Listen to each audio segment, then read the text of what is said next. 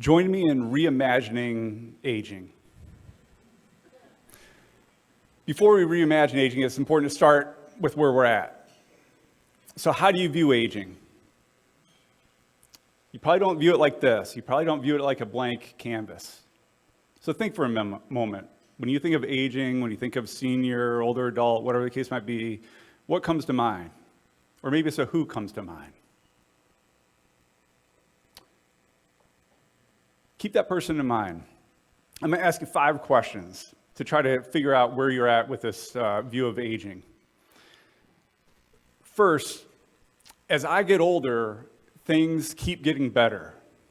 Yes, no for you. Keep a tally of these 5 questions in your response. As I have as much pep in my step as I did last year or more. Yes, no.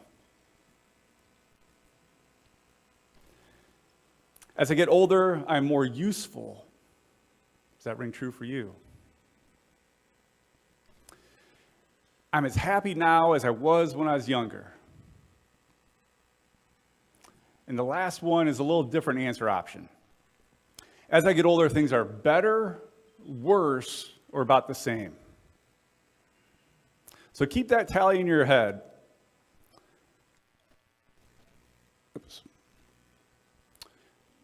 Here's what the 5 things that the $38 billion anti-aging industry does not want you to know. Your responses to those 5 questions are completely in your head and can change at the snap of a finger. If you answered 4 out of 5 in a positive to those questions, you are likely to live 7.5 years longer than somebody that answered 0, 1, or 2 positive responses to those questions. So not only is thinking positively about aging good for your longevity, it's good for your health, and it's good for your well-being. For those individuals that maybe scored 0, 1, or 2, some things to challenge you on, right? Questions that you can ask yourself to try to think more positively about aging. Focus on the positive qualities that you possess. Focus on all those things that you're grateful for and something that you have looked forward to. These are easy ways that we can live longer just by the way that we perceive this aging. So I want to share a little bit with you about how I view aging. So my heart for the work that we do at the Area Office on Aging was formed at a very young age. If you want to know which one's me, I'm the one sitting there sucking my thumb, all right? And that's my great-grandpa. Poppy, we call him. And Poppy lived to be 104 years old. Up until the last year of his life, he lived in his own home. He mowed his own grass. He cleaned his own dishes, mowed his own lawn, and he even starred in a local eye doctor's TV commercial. So this is what I'd see when I was eating breakfast at the dining room table or kitchen table in the morning. And the eye doctor liked that his last name was Goodsight. He gave him cataract surgery when he was 99. This driver's license belongs to a man born in 1891. Meet Emery Goodsight, 99 years old and in good health. Emery still drives thanks to the work of Dr. Sachs. Dr. Sachs used phacoemulsion surgery to remove Emery's cataracts, and with improved vision, Emery passed his driver's test. At age 99, his license has no restrictions. If you think you have cataracts, call Dr. Sachs. The results of his work are easy to see. Just ask Emery. Thanks to Dr. Sachs and King of the Road.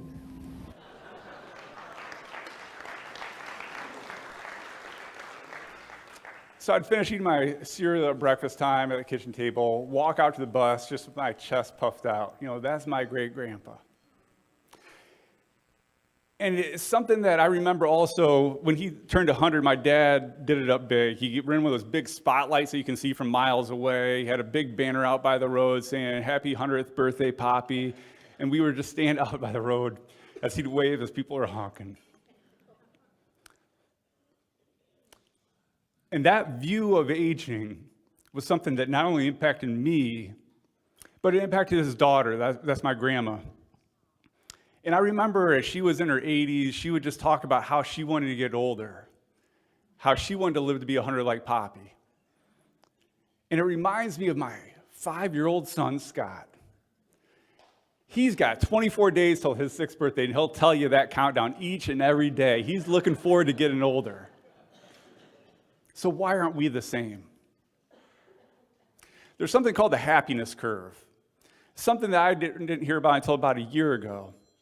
And what the happiness curve says is that if we ask individuals at 10-year increments of their life how satisfied they are with their life, on a scale of 1 to 10, with 10 being extremely happy, 1 being really sad, that in our teenage years, we're going to be about a 7.7. And then you start to see the dip at age 20, 30, 40, 50. I'm 45. So the way I like to describe this is just kind of the weight of responsibilities being on our shoulder, right? Work, family, so on and so forth, kind of, bringing us down a little bit. But then at 60, 70, 80, 90, you start to see that curve increases even higher than the teenage years. This is something that we don't hear about. But the reality is that this is only true, this uptick at the end of life is only true in places where 2 things take place. One is where there's some kind of social safety net for income, so somebody is not impoverished when they're older. Think of Social Security. For us here in Northwest Ohio, we actually have it pretty good. A recent study report showed that this is the area in the entire country that is the most affordable place to live in retirement. The second thing is, it's only true in places where there's some kind of safety net, again, to help individuals with having good quality of health later in life. Think of Medicare. And I'd also say, as an extension of that, some of the services that the Area Office on Aging provides, right, to help individuals be as healthy and have as good well-being later in life. So I'll just talk about 8 of them real quick. Home care, things like nutrition, home-delivered meals, caregiving services, so those support for those sons, daughters, neighbors, church members that might be providing some care for them. Senior center services. A lot of older adults are raising their grandchildren, so a program to help support those grandparents that are raising their grandchildren. Volunteerism, which is not only benefiting the individuals they're serving, but it's been proven to reduce depression in the individual that's providing the service, increase longevity of the person that's providing the service, giving them something to look forward to every day that the otherwise might not. Case management and housing. So I could go into a lot more detail with that, but that gives you a quick snapshot of some of those services that are helpful in individuals having that good quality of life and health later in life. So these are all geared toward helping individuals with living better and longer. That's something that we all want regardless of where we're at on that age spectrum. So we are not the Area Office on an aged, right? This segment of the small segment of the population that more and more of us might not want to be a part of because of kind of the ageist culture that we have, unfortunately, in this country. But we are the Area Office on Aging, right? This process that we begin when we start our life. So aging is cool. Everybody's doing it, right? We want to help you do it better and longer. So really, at risk of oversimplifying it, we got 2 ways to view aging. The first is this reductionist point of view aging, right? And here I think about how sometimes aging individuals are not always portrayed the most positive light in media, so on and so forth, right? A lot of times it tells us all the things that we cannot do. And think about kind of beating individuals down, right? Where they just kind of come in on themselves and just focus on how sad things are. That reductionist point of view is all too common today. But it's not the way it always has been in this country or in the world. Expansionist point of view is the other option, right? Where you're just looking at all the opportunities that lie before you. Let me tell you about the powdered wig.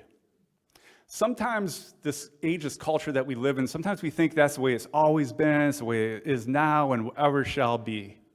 But that's not the reality. The way our country started was that individuals, founding fathers and the like, wore powdered wigs so they would look older than they actually are. Actually, 4 out of our first 5 presidents wore powdered wigs because they wanted to look older. And it wasn't just men, and it wasn't just our country. This is Marie Antoinette at age 13, Queen of France, wearing a powdered wig so she would look older than she actually was. But now, this is the situation, right? What would happen if we focus less on dying and more on embracing who we are and what we can do today? I think it'd be a game changer for us individually, and for our community, and for our country. So let's look at the change that took place. 1700s, white hair was considered fashionable. Why? Because looking older was a sign of wealth and knowledge. Surprise. The same is true today in reality. Our perceptions have changed, but in reality, older adults control the vast, significant amount of the wealth as well as the knowledge in this country. So the reality hasn't changed, just our perception has. In 2020s, white hair, unfortunately, is considered unfashionable by some, but that's starting to change. Looking older is seen as a sign of, well, have you gone down the greeting card aisle in the grocery store recently? Right? And I'm not a curmudgeon. I enjoy a good laugh as the next person, but at what cost, right? Old age is oftentimes portrayed as a person can't hear, a person's incontinent, so on and so forth, right? All these negative perceptions about aging. And in the movies, Meryl Streep, one of the greatest actresses in her generation, when she turned 40, which is considered old in Hollywood standards, she all of a sudden got 6 jobs offered for being a witch, because old age is associated with being a witch, and that's the only part, right? So it wasn't until the mid-60s that she finally gave in and accepted one of those roles. And it's not just women in Hollywood, men as well. A Man Called Otto, Tom Hanks, the tagline says, fall in love with the grumpiest man in the world, because an old man is grumpy, right? That's the way it's portrayed. And even books, terms like silver tsunami. We reject the term like silver tsunami because, number one, the population getting older is not a natural disaster. And number two, it's not unexpected. So it makes me wonder, is ageism the last socially acceptable ism? When we think of somebody making a racist comment in conversation, we're probably going to challenge it. Do we do the same for ageist comments that are made in conversation? Toledo, we've got a problem. Remember I was talking about that reductionist kind of view of aging where it beats people down over time? Well, let's look at what happens when that individuals allow that to kind of dictate their life. Right now, in the United States, the average retiree spends 47 hours a week watching TV. Spends 12 hours a week on social media. That is 59 hours of screen time. I got 4 young kids, and I'm concerned about their screen time, but I think we should be more concerned about the screen time of retirees. What a waste.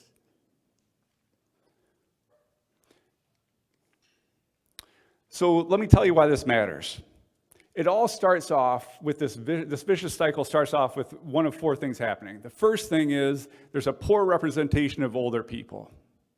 That then feeds into a negative perception of older people. Then that leads to normalization of bad treatment of older people. And then that finally results in an exclusion of older people from the workforce. So we've heard this comment, you are what you eat, right?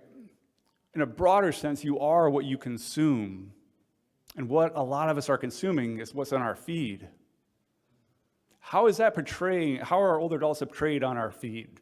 Do we sometimes just unconsciously consume it and allow it to shape our worldview of this topic of aging without challenging it?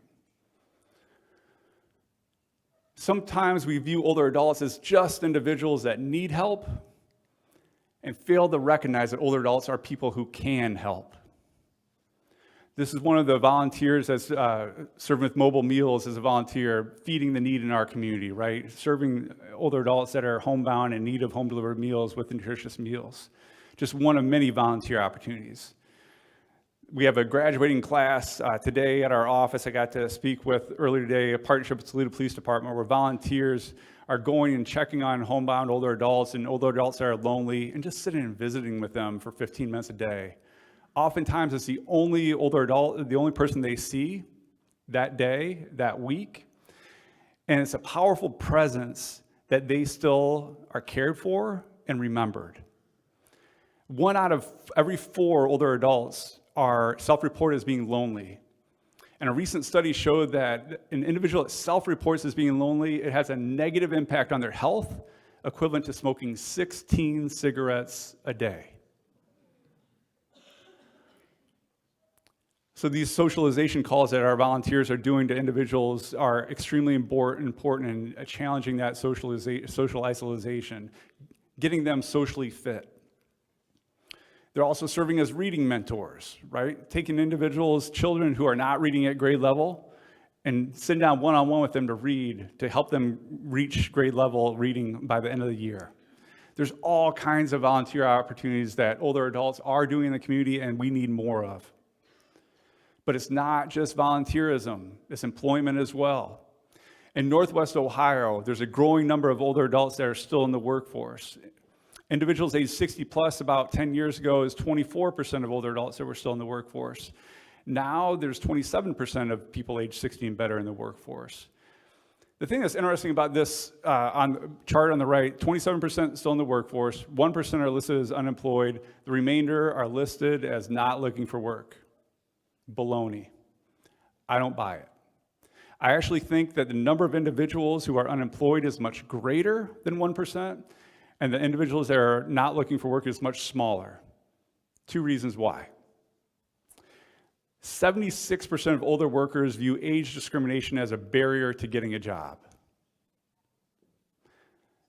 The thing that's interesting about that is all these individuals, the 76%, were not individuals that face some kind of age discrimination themselves at work, but it's somebody that went through that age discrimination and shared it with them. Because only half of older workers are prematurely pushed out of long-time jobs, and 90% of them never find a job where they make as much money again. So I think there's so many individuals that have either experienced this workplace trauma or heard individuals experience that workplace trauma, and they feel like they're just beating their head against the wall, right, trying to find a job. So they just throw in the towel and looking for a job, even though they need a job and they want a job. When Lieutenant Governor Husted was here about 6-9 months ago, he talked about 2 things in his talk that were disconnected in his talk, but were clearly connected in my mind. The first thing was he said that as he tries to attract, in the state of Ohio, tries to attract local businesses outside the state of Ohio to invest in Ohio, workforce is the biggest barrier to attracting that investment here in Ohio. The second thing he said was, as you look at the population in Ohio in 5-year age groups, the largest number of people are in the age 60 to 64 age group. And then he went on to talk about how the state's really trying to attract people in their 20s and 30s that have some roots in Ohio, whether they grew up here, they went to school here, and are no longer here, to come back to where their roots are. There's a lot of competition for that population. But I believe that in many ways, the solution to our workforce problems are right under our nose with that 60 to 64 year age group that are facing age discrimination when trying to get a job. So older workers. I was talking to an executive of one of the largest home care agencies in our region about some of this, and she said, you know what? Some of our best home health aides are actually older adults. But yet they had no recruitment strategy to try to recruit or retain older workers. In fact, a lot of their job postings had pictures of people in their 20s and 30s doing the work. So sometimes just having a supplemental image of an older worker doing the job to accompany the job advertisement is a signal to older workers that this is an age-friendly place to work, right? You're not going to face age discrimination here. So the greatest natural resource in this country is not coal, not oil, not even water. The greatest natural resource, and it's growing, is older adults. Join me in reimagining aging and tapping this greatest natural resource together. Thank you.